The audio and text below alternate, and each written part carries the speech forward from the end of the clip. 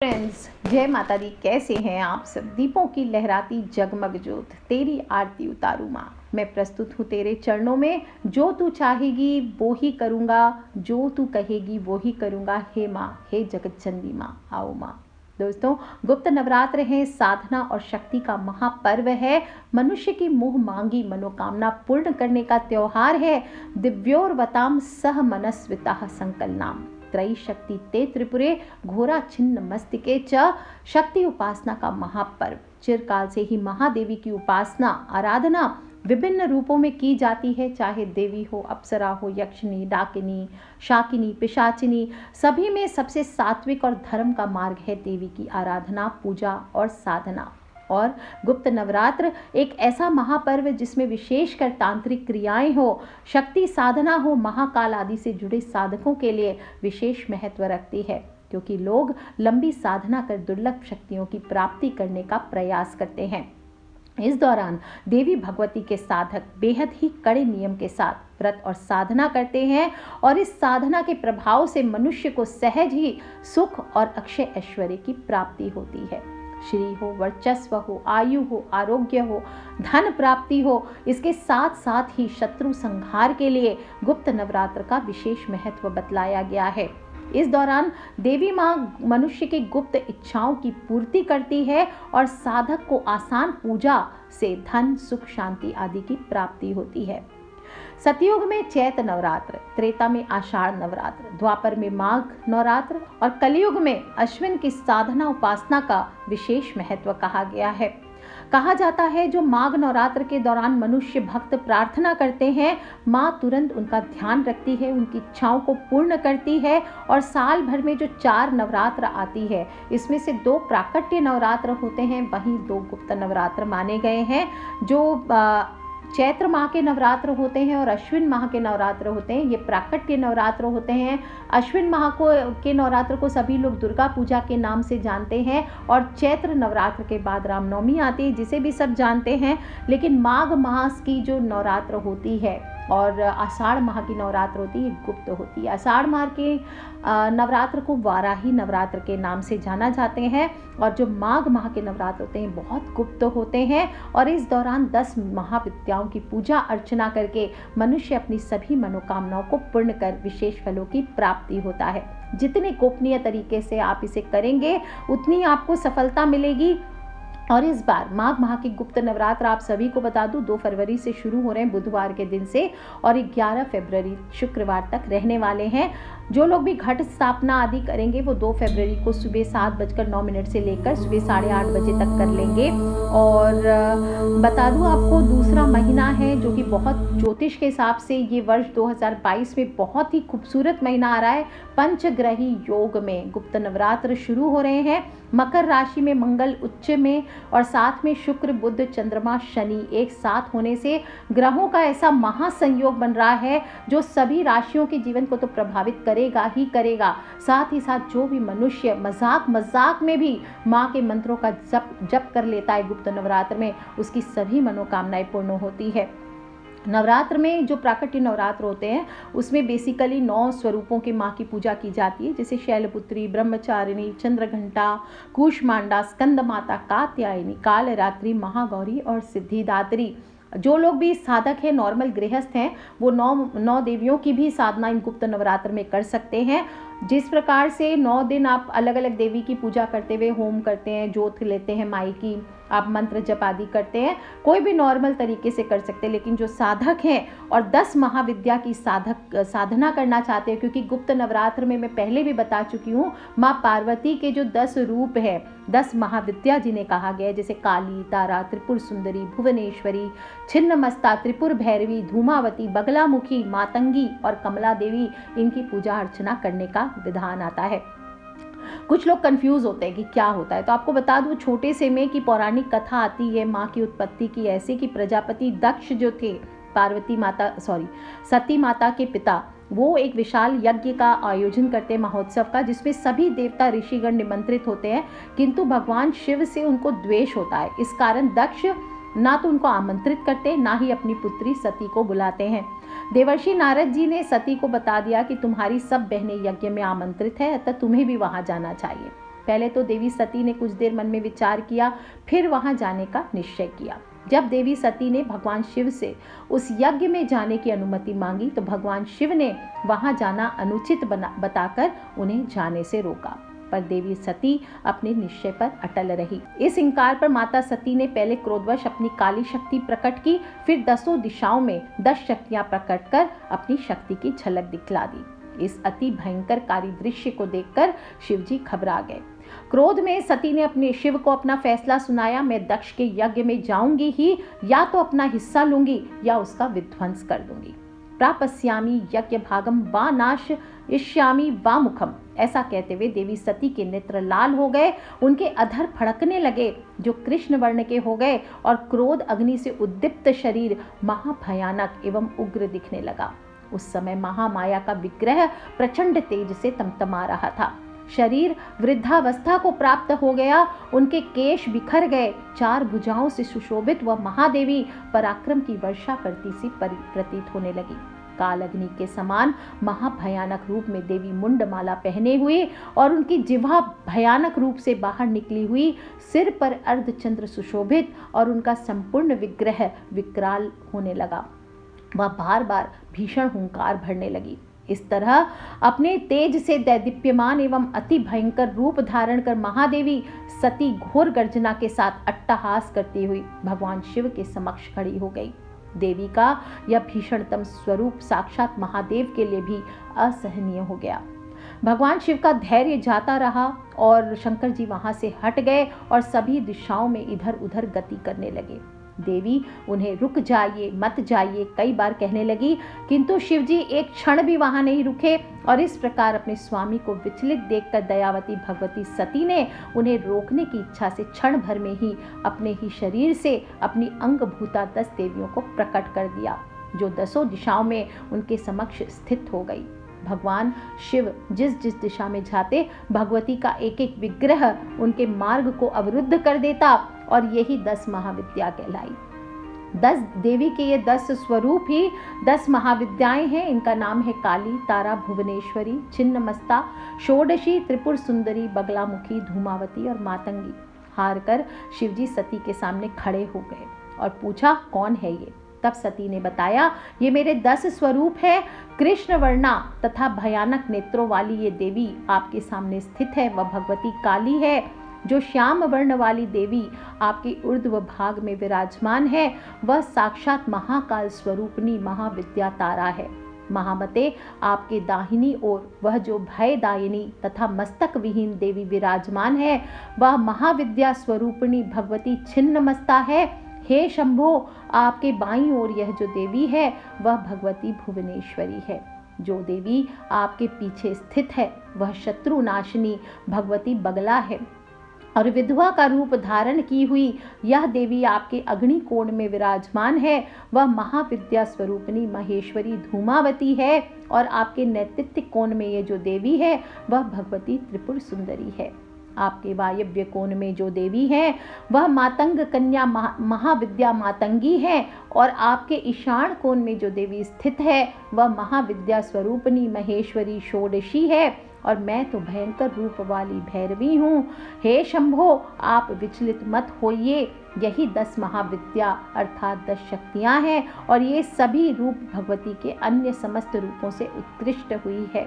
हे महेश्वर, ये देवियां नित्य भक्ति पूर्वक उपासना करने वाले साधक पुरुषों को चारों प्रकार के पुरुषार्थ, धर्म, अर्थ, काम और मोक्ष तथा समस्त वांछित फल प्रदान करते हैं। 10 महाविद्या में से किसी एक की भी 9 दिनों में या नित्य पूजा अर्चना करने से लंबे समय से चली आ रही चाहे बीमारी हो, भूत प्रेत बाधा हो, अकारण ही मान हानि हो, बुरी घटनाएं हो, गृह कलह हो, शनि का बुरा प्रभाव हो, बेरोजगारी हो, तनाव हो, सभी तरह के संकट तत्काल समाप्त हो जाते हैं और मनुष्य परम सुख और शांति को पाता है।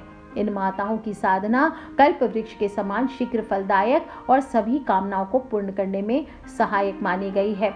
विशेष रूप से गुप्त नवरात्र में जो भी मनुष्य इनकी मानसिक पूजा करता है, देर रात में की जाती है पूजा, ऐसा करके वो अपनी जीवन की परेशानियों का अंत कर सकता है और इसके जरिए दूसरों की भलाई का काम भी कर सकता है। कैसे करना चाहिए। 9 दिन के उपवास का संकल्प रखते हुए प्रतिदिन सुबह शाम माँ दुर्गा की आराधना करनी चाहिए।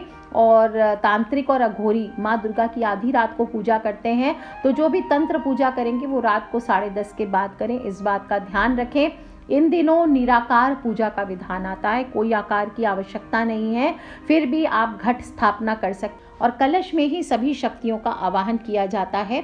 शुभ मुहूर्त में आपको कलश स्थापित करना चाहिए। कलश को पहले गंगा जल से भरिए, उसके मुख पर आम की पत्तियां लगाइए, नारियल रखें और आम की पत्तियां लगाएं और एक बर्तन में थोड़ा सा एक उसके ऊपर सिकोरी या मिट्टी का कोई भी रखकर प्लेट, उसमें आप थोड़े से गेहूं भर के उसके ऊपर आपको नारियल रखना चाहिए।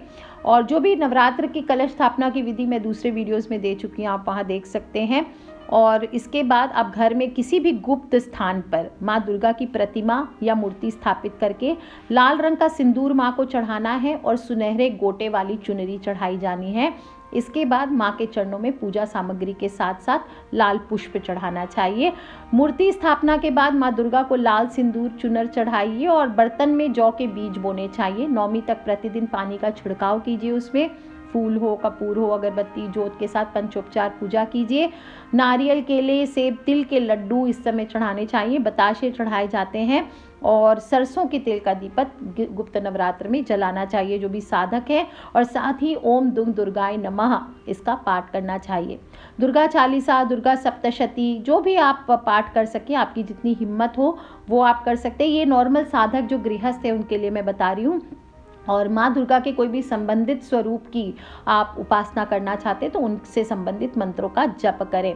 इस बारे में बस जो भी जप करेंगे इसके बारे में नहीं बताएंगे किसी को, और जो भी आप जप करेंगे वो चुपचाप अपने ही मन में होना चाहिए। प्रकट्य रूप से आप मंत्रों के जप ना करें और ना ही किसी को बताएं कि आप कौन सा मंत्र जप कर रहे हैं, क्या कर रहे हैं। मन में माँ दुर्गा की आराधना में तल्लीन रहें। अष्टमी या नवमी को दुर्गा पूजा कर लेंगे, उसके बाद आप हवन उस दिन ज़रूर करें। 9 कन्याओं का पूजन करें, पूड़ी, चना, हलवा जैसे नवरात्रों में भोग लगाते हैं वो कर सकते हैं। और आखिरी दिन घट विसर्जन करना चाहिए। माँ की आरती गा करके आपको क्षमा याचना करके बेदी से कलश को उठाना चाहिए। और जो लोग भी मंत्र जप कर रहे हैं साधक, उन्हें ध्यान रखना चाहिए किसी प्रकार का आप मंत्रों से जप कर रहे थे तो अष्टमी को उन मंत्रों का आपको, या नवमी पूर्ण होने के बाद आप दशमी को उन मंत्रों का दशांश हवन जरूर करें। दशांश हवन क्या होता है? टोटल आपने जितने मंत्र किए, लेट्स सपोज आज आपने 11 माला का जप किया, इस प्रकार से आपकी 99 माला का जप आपका 9 दिनों में हो गया। तो अब आपको क्या करना, उसका दशांश हवन यानी कि 10 माला से आपको हवन करना चाहिए। जैसे आपने फॉर एग्जांपल ओम ऐम ह्रीम क्लीम चामुंडाय विच्चे के मंत्र का जप किया है 9 दिन, तो आपको 10 माला का ओम ऐम ह्रीम क्लीम चामुंडाय विच्चे, 1 माला 108 मंत्र की 10 माला का इस प्रकार जप करते हुए आपको आहुति देनी चाहिए। जो गुप्त नवरात्र की आहुति होती है इसमें आप कोई भी चीज़ ले सकते हैं। लाल चंदन से आप हवन कर सकते हैं, अष्टगंध से हवन कर सकते हैं, खीर से आप हवन कर सकते हैं, मधु से कर सकते हैं, या अनार के दाने लेकर के आप हवन सामग्री में ये चीज़ें मिला लीजिए, उससे हवन कर सकते हैं। ऐसा करने से आपकी पूजा सफल मानी जाती है।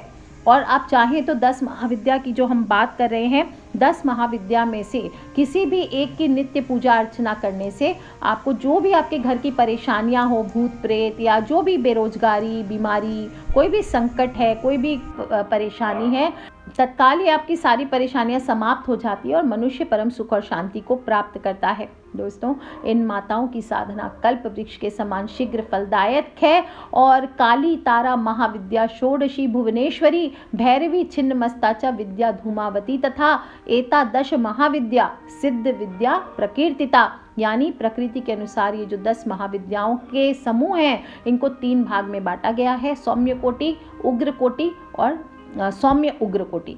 तो जो सौम्य कोटि की देवियां हैं वो है त्रिपुर सुंदरी, भुवनेश्वरी, मातंगी और कमला। जो दूसरा कोटि है वो है काली, छिन्नमस्ता, धूमावती और बगलामुखी।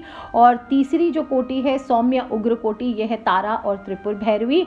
और बाद में आप इन्हीं शक्तियों, बाद में माँ ने जो ये शक्तियाँ थी इन्हीं का उपयोग दैत्यों और राक्षसों का वध करने के लिए किया था। कहा जाता है दक्ष प्राण है, सती बुद्धि है और शिव ज्ञान है। तो जब प्राण या इच्छा शक्ति, क्रिया या बुद्धि शक्ति को अपना मानती है पर ज्ञान शक्ति की अवहेलना करती है तो सृष्टि यज्ञ विफल होता है। इसलिए नवरात्र के दिनों में गुप्त नवरात्र में आप ये देवियों की कोई भी एक की उपासना कर सकते हैं। सब की एक साथ करने की कोशिश ना करें। सभी से जो साधक हैं उनको मैं आगे बताऊंगी। 10 महाविद्या की अलग अलग मंत्र, अलग अलग विधियां। आप चाहें तो कोई भी एक देवी को पिक कीजिए। सबसे पहले मैं आपको सजेस्ट करूंगी, जो धन के लिए करना चाहते हैं वो कमला माँ की साधना कर सकते हैं, सौम्य कोटि की देवी है। जो स्टूडेंट्स हैं वो मातंगी माँ की साधना कर सकते हैं, और बाकी जो काली साधक है वो काली माँ की करें। और अगर आप काली माँ की कर चुके हैं तो इसके बाद आप एक कदम आगे बढ़ें, लेकिन किसी गुरु के सानिध्य में करें। इसके अलावा आपको बिना आज्ञा, गुरु आज्ञा के आपको साधना में प्रवेश नहीं करनी चाहिए। बाकी जो मैं मंत्र दे रही हूँ, आप आराम से इनको देवी माँ के सामने बैठ करके संबंधित जो भी माला होती है उसको सिद्धि करा के देखिए। कोई भी माला से जप करेंगे, मंत्र जप से आपकी सिद्ध होनी चाहिए वो माला, इस बात का ध्यान रखें। तभी आपको साधना में उस माला के द्वारा या उस यंत्र के सामने बैठ करके आपको साधना करनी चाहिए। और बाकी जो लोग भी करना चाहते हैं वो दुर्गा सप्तशती का पाठ करें, सिद्धि कुंजिका स्तोत्र का पाठ करें। इस प्रकार से आप करें। और आखिरी में आप माँ से ये भाव, आरती ज़रूर करें। इस बार सभी को ध्यान रखना है, कुछ लोग साधना करके आरती नहीं करते, इसलिए विशेष रूप से ये मैं बताने जा रही हूँ। साधना में बाकी आगे बताऊंगी, लेकिन सबसे पहले समझ लें, इस बार आपको पूजा कंप्लीट करने के बाद, साधना कंप्लीट करने के बाद प्रत्येक दिन आपको 2 काम ज़रूर करना है। एक तो आपको साधना शुरू करने के पहले आपको माँ दुर्गा के कवच का पाठ करना है, और माँ दुर्गा शतनाम स्तोत्र जो है उसका आपको पाठ करना चाहिए, यानी कि माँ दुर्गा के नामों का स्मरण करके इसके बाद आपको कोई भी पाठ या मंत्र जप करना है। और एंड में आप आरती करें, माँ की, दुर्गा माँ की आरती करें, और आपको क्षमा प्रार्थना ज़रूर करनी है। आरती का मतलब क्या होता है? श्रद्धास्पद का, पूज्य का, देवी माँ का, भगवान का दुख बांटना, उसकी पीड़ा को अपने माथे पर लेना, उनका भार हल्का कर देना। कहते हैं कि अपने भिखारीपन को बुलाकर उनकी सेवा में अर्पित होना, उनके साथ अपनी एकात्मता की अनुभूति करना, उनकी प्रतीति पाना। जैसे हम दुखी पीड़ित होते हैं, थकते हैं, वैसे ही माँ भी थकती होगी, उसे भी भूख प्यास सताती होगी, इसलिए उनका कष्ट अपने माथे पर लेने के लिए आरती उतारी जाती है। दीपों की लहराती जगमग ज्योति के बीच में ये भाव व्यक्त किया जाता है कि मैं प्रस्तुत हूँ माँ, जो तू चाहेगी वही करूँगा। लेकिन हम हैं कि उनसे मांगते चले जाते हैं, उनको सताते चले जाते हैं। क्या कहते हैं, माँ मुझे धन दो, यश दो, संतान दो, क्या नहीं मांगते। मज़े की बात ये, हमारे पास माँ से मांगने के लिए समय है, लेकिन उनके पास बैठते नहीं। तो इस बार हम क्या करेंगे?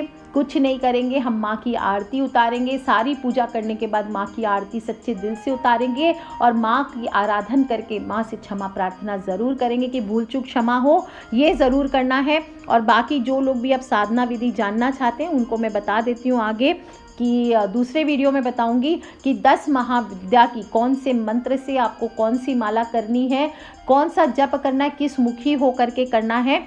तो आज के लिए इतना ही, यहीं पे विश्राम करते हैं। Take care friends, love you all, जय माता दी, बम बम भोलेनाथ की। मैंने साधारण विधि बता दी है सभी जो जनरल साधक हैं उनके लिए। इस बार आप अगर पहली बार कर रहे हैं तो इतना ही कीजिए, अगले बार से आप साधनाएं शुरू करेंगे।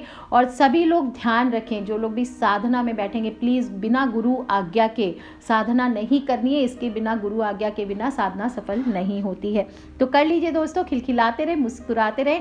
गुप्त नवरात्र को लेकर किसी भी प्रकार के प्रश्न हैं तो प्लीज़ मुझे वीडियो के नीचे लिख के ज़रूर पूछ लें। और एक बात और, ये शनि का वर्ष है, तो सभी लोगों से निवेदन है, जो भी साधक है या शनि दोष से पीड़ित है, वो अपने घर पे घोड़े की नाल सबसे पहले गुप्त नवरात्र शुरू होने के पहले या उसके दौरान ज़रूर लगा ले अपने घर में। ये आपको बहुत बहुत फ़ायदा करेगा, साथ ही आपको कष्टों से निजात दिलाएगा। आज के लिए इतना ही दोस्तों, खिलखिलाते रहे, मुस्कुराते रहे। Take care friends, love you all, जय माता दी, बम बम भोलेनाथ।